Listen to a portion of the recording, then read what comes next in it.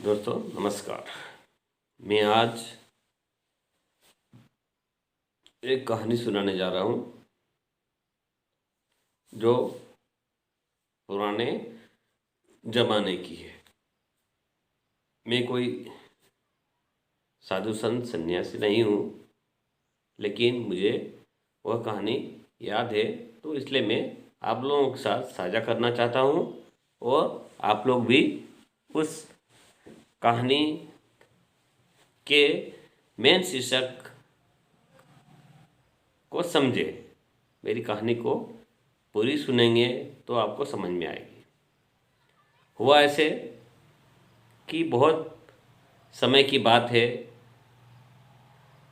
जंगल में दो पति पत्नी और एक बच्चा लकड़ी काटने जाते थे।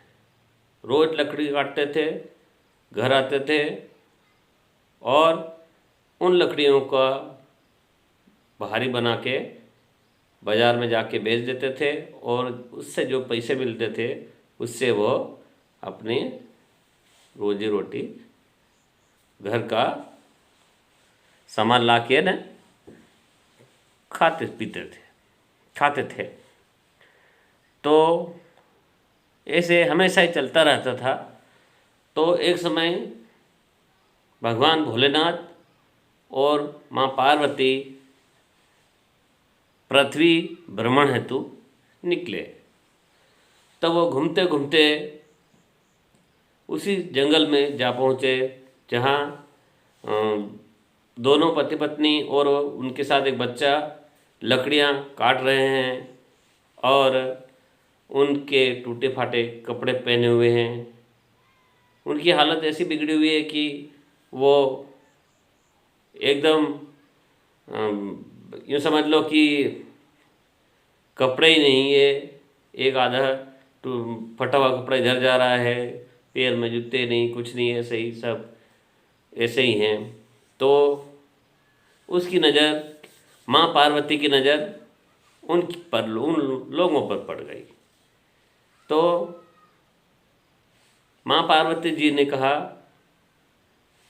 प्रभु आप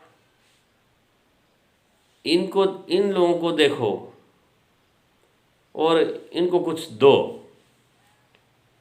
तो भगवान भोलेनाथ जी ने बोला कि नहीं प्रिया, इन्हें मैं दूंगा तो भी यह नहीं लेंगे, मैं दूंगा तो भी ये नहीं लेंगे। तो माँ पार्वती जिद करने लगी, नहीं नहीं, मेरी बात सुनना ही पड़ेगी और आपको इनके पास जाकर कुछ देना ही पड़ेगा।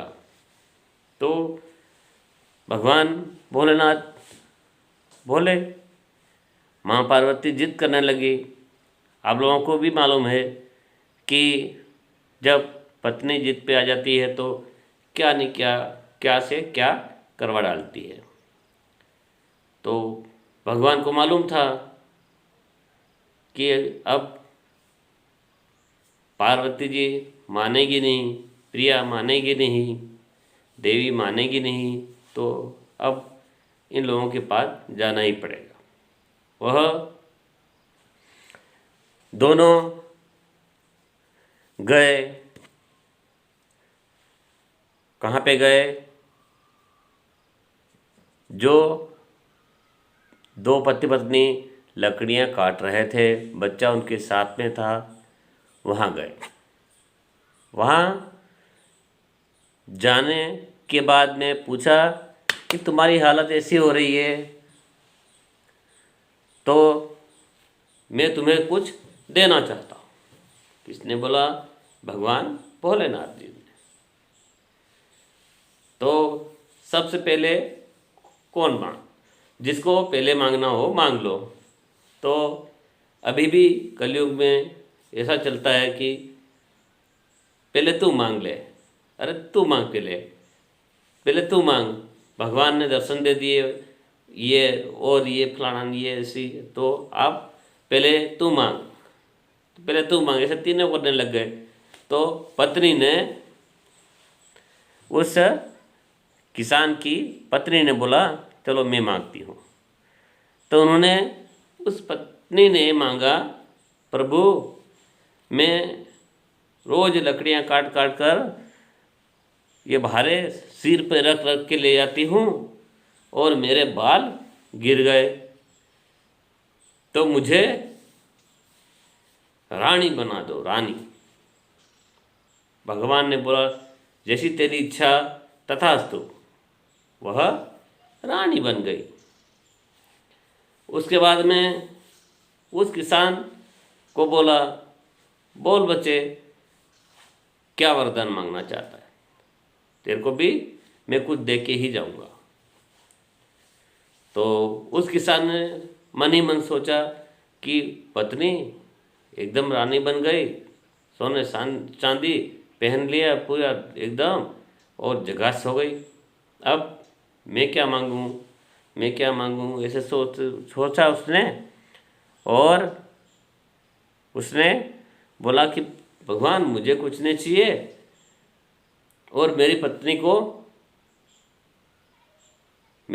को क्या बना दो,